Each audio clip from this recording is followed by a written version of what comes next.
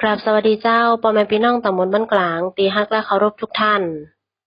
วันนี้เสียงตามสายจากเทศบาลตำบลบ้านกลางก็ได้มาทรงกระจายเสียงในเจ้าวันพฤหัสบดีที่22เดือนมกราคมปีพุทธศักราช2569วันนี้ตรงกับออก4ค่ำเดือน5เหนือนะเจ้าวันนี้เราก็มีข่าวสารมาอู้จากกันทั้งจากของเทศบาลตำบลบ้านกลางและข่าวสารจากหน่วยงานราชการอื่นกันเหมือนเช่นเคยนะเจ้าข่าวแรกของเราในวันนี้ก็เป็นข่าวจากกองสาธารณสุขและก็สิ่งแวดล้อมแจ้งประชาสัมพันธ์การจัดกิจกรรมผ้าป่าขยะหอมบุญหอมของเหลือใจนะเจ้าด้วยกองทุนบริหารจัดการสิ่งแวดล้อมแล้วก็พัฒนาฟื้นฟูคุณภาพชีวิตผู้สูงอายุและคนพิการตำบลบ้านกลางนะเจ้าร่วมกับเทศบาลตำบลบ้านกลางได้จัดกิจกรรมผ้าป่าขยะหอมบุญหอมของเหลือใจเพื่อเป็นการสมทบเข้ากองทุนบริหารจัดการขยะในเรื่องของการจัดการสิ่งแวดล้อมแล้วก็พัฒนาฟื้นฟูคุณภาพชีวิตผู้สูงอายุในตำบลบ้านกลางประจำปี2569นะเจ้าโดยเขาก็มีวัตถุประสงค์เพื่อให้พี่น้องประชาชนในพื้นที่ตำบลบ้านกลางเฮาเนี่ยได้มีความรู้ความเข้าใจในเรื่องของการอนุรักษ์การฟื้นฟูทรัพยากรธรรมชาติและก็สิ่งแวดล้อมนะเจ้าส่งเสริมให้พี่น้องประชาชนในพื้นที่ตำบลบ้านกลางเฮารวมจนถึงภาคีเครือข่ายในด้านของสิ่งแวดล้อมนะเจ้าแล้วก็กลุ่มอทลตำบลบ้านกลางเฮาได้มีจิตสำนึกในเรื่องของการดูแลรักษาสิ่งแวดล้อมอนุรักษ์แล้วก็ฟื้นฟูคุณภาพของสิ่งแวดล้อมให้คงอยู่นะเจ้าซึ่งในเรื่องของการอ่าดำเนินการก็ยังมีการสนับสนุนให้พี่น้องประชาชนได้มีส่วนร่วม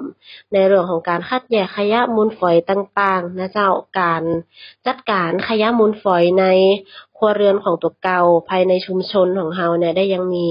ประสิทธิภาพแล้วก็มีประสิทธิผลนะเจ้าแล้วก็ยังเป็นการลดปริมาณขยะมูลฝอยแล้วก็เป็นการกำจัดขยะมูลฝอยอย่างถูกวิธีตามหลัก 3R นั่นเองนะเจ้าซึ่งกองสาธารณสุขและก็สิ่งแวดล้อมเองนะเจ้าเปิ้นก็ได้มีการรับบริจาคขยะรีไซเคิลในกิจกรรมขยะหอมบุญหอมของเหลือใจเพื่อสนับสนุนเข้ากองทุนบริหารจัดการสิ่งแวดล้อมและฟื้นฟูคุณภาพชีวิตผู้สูงอายุแล้วก็ผู้พิการของตำบลบ้านกลางเฮานะเจ้าตั้งแต่บัดนี้ไปจนถึงวันที่23มกราคม2569โดยท่านสามารถนำเอาขยะรีไซเคิลต่างๆเนี่ยมาบริจาคได้ที่กองสาธารณสุขและก็สิ่งแวดล้อมในวันแล้วก็เวลาราชการนะเจ้าหรือว่าท่านใดสนใจอยากจะมาร่วมกิจกรรม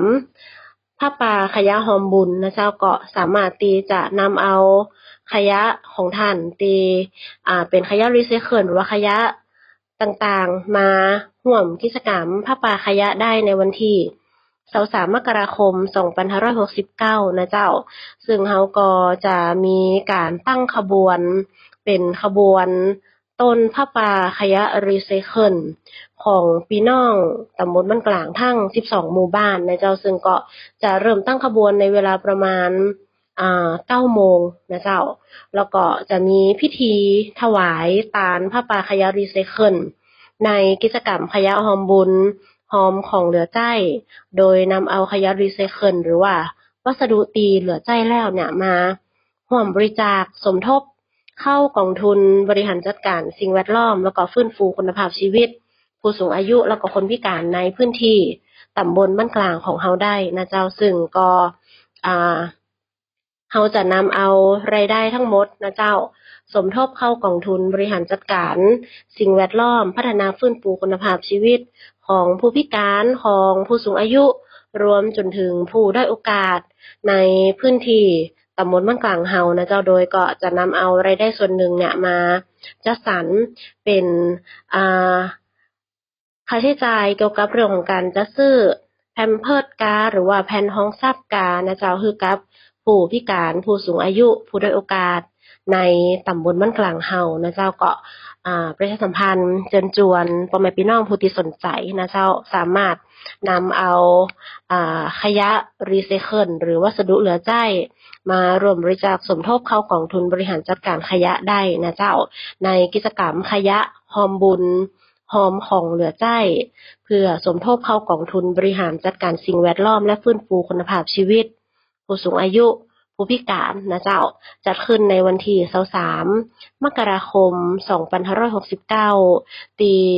ห้องประชุมศาลาประชาคมของเทศบาลตำบลบ้านกลางนะเจ้ามาฟังข่าวจากหน่วยงานราชการอื่นกันพ่องนะเจ้าเป็นข่าวจากทางสำนักงานคณะกรรมการการเลือกตั้งประจำจังหวัดลำพูนนะเจ้าเปิ้นก็แจ้งประชาสัมพันธ์ในเรื่องของการเปลี่ยนแปลงสถานที่ออกเสียงลงคะแนนก่อนวันลงคะแนนเลือกตั้งสสนอกเขตหรือวันเลือกตั้งล่วงหน้านะเจ้าซึ่งจะมีขึ้นในวันอาทิตย์ที่1กุมภาพันธ์2569เวลา 8 นาฬิกาจนถึง 17 นาฬิกานะเจ้าซึ่งท่านที่ได้มีการลงทะเบียนขอใจสิทธิ์ไปแล้วในห่วงระหว่างวันที่20ธันวาคมถึง5มกราคมที่ผ่านมานะเจ้าสำหรับเขตเลือกตั้งที่1นะเจ้าจากเดิมเนี่ยได้มีการประกาศสถานที่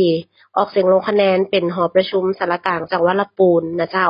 ตอนนี้ก็เปลี่ยนแปลงสถานที่ในการเลือกตั้งของเขตที่1นะเจ้าคือมาเลือกตั้งตีหอประชุมอบจลำพูนอำเภอเมืองจังหวัดลำพูนนะเจ้าทางสำนักงานคณะกรรมการการเลือกตั้งประจำจังหวัดลำพูนเองก็แจ้งประชาสัมพันธ์ในเรื่องของการเปลี่ยนแปลงสถานที่ออกเสียงลงคะแนนเลือกตั้งล่วงหน้านะเจ้าของผู้ตีเลือกตั้งในเขตเลือกตั้งที่1นะเจ้าท่านสามารถมาลงคะแนนเสียงได้ตีหอประชุมอบจลำพูนอำเภอเมืองจังหวัดลำพูนในวันอาทิตย์ที่1กุมภาพันธ์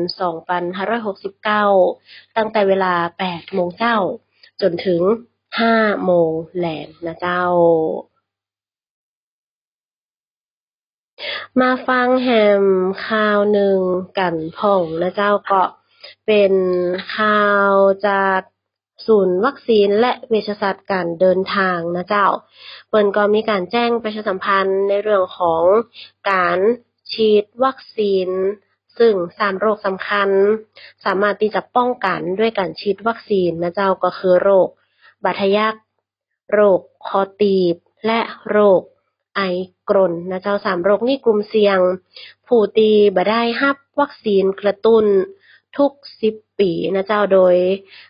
สาเหตุก็คืออาจจะติดมาตั้งบาดแผลตีปนเปื้อนเชื้อนะเจ้าอย่างเช่นตั้งดินฝุ่นหรือว่าบางรายถูกตะปูตำเนี่ยนะเจ้าเสี้ยนตำหรือว่าสัตว์กัดนี่ก็เป็นสาเหตุแห่งสาเหตุหนึ่งได้นะเจ้าแห่งสาเหตุหนึ่งก็คือการติดต่อทางระบบทางเดินหายใจนะเจ้าและตีสำคัญเลยก็คือการติดต่อทางระบบในเรื่องของระบบประสาทนั่นเองนะเจ้าอาการของผู้ที่เป็นโรคนี่ก็คือจะมีกล้ามเนื้อบริเวณขากรรไกรลำคอใบหน้า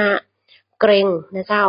กล้ามเนื้อเกร็งทั่วร่างกายหายใจลำบากแล้วก็ถึงขั้นเสียชีวิตได้นะเจ้า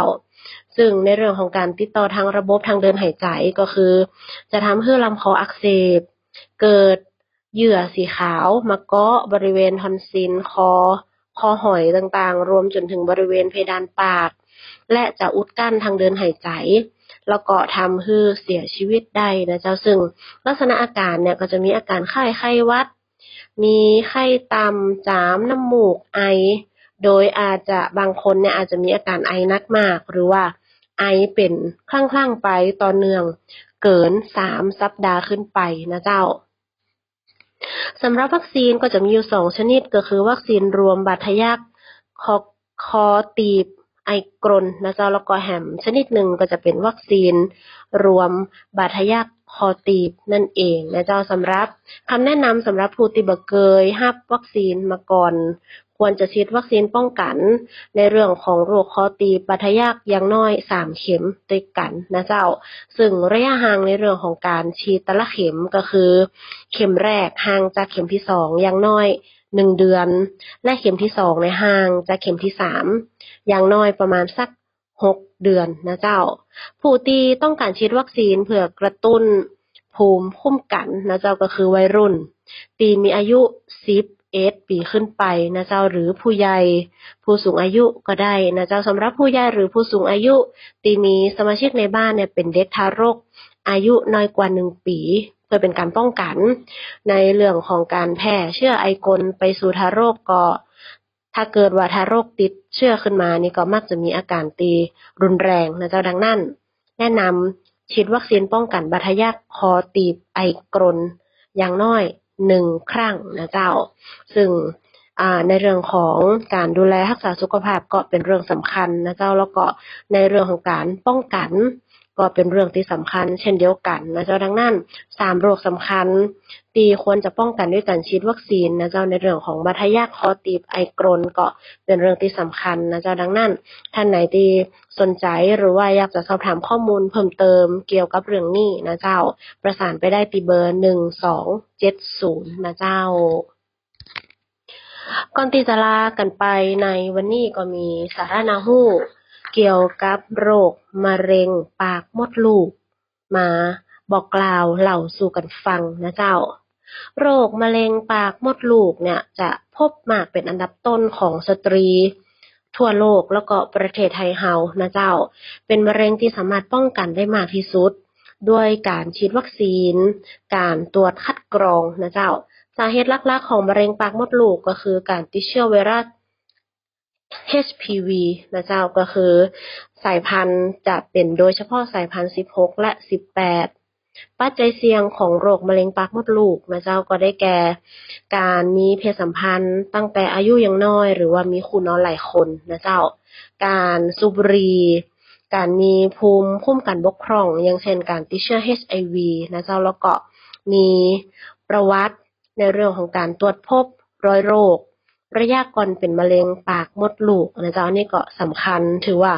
เป็นปัจจัยเสี่ยงแห่งสาเหตุหนึ่งนะเจ้าส่วนในเรื่องของการป้องกันนะเจ้าหลีกเลี่ยงปัจจัยเสี่ยงก็คือการมีคู่นอนหลายคนและฉีดวัคซีนป้องกันเชื้อ HPV และที่สำคัญเลยก็คือจะมีการตรวจคัดกรองมะเร็งปากมดลูกในระยะก่อนเป็นมะเร็งหรือว่าตรวจพบในระยะที่เริ่มแรกนะเจ้าซึ่งระยะที่สามารถรักษาให้หายขาดได้นั่นเองนะเจ้าสำหรับในเรื่องของการฉีดวัคซีนป้องกันเชื้อ HPV สามารถป้องกันมะเร็งปากมดลูกได้ในร้อยละ70-90% เลยนะเจ้าท่านสามารถฉีดได้ทั้งเพศหญิงก็คือชนิด2 4หรือ9สายพันธุ์นะเจ้าหรือว่าเพศชายก็ได้นะเจ้าชนิดที่4หรือ9สายพันธุ์ซึ่งการฉีดวัคซีนชนิด2สายพันธุ์เนี่ยมันก็จะสามารถครอบคลุมสายพันธุ์16แล้วก็18ได้นะเจ้าส่วนในเรื่องของสิทธิประโยชน์ในด้านของการคัดกรองมะเร็งปากมดลูกวิธีการง่ายๆก็อาจจะใช้วิธีการ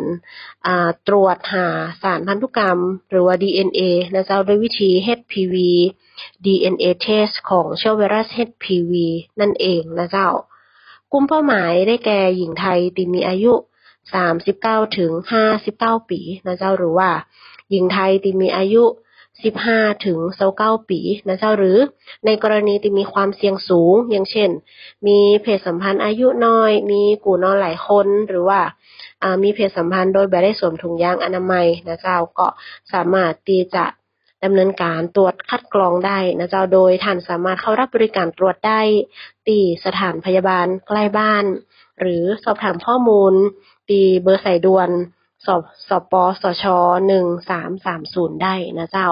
ก็เป็นสาระน่ารู้นะเจ้าเกี่ยวกับมะเร็งปากมดลูกสาเหตุปัจจัยเสี่ยงวิธีการป้องกันแล้วก็การใช้สิทธิประโยชน์ในด้านของการคัดกรองมะเร็งปากมดลูกนะเจ้าตีต่างสปสชเพิ่นก็แสดงความห่วงใยแล้วก็อยากจะให้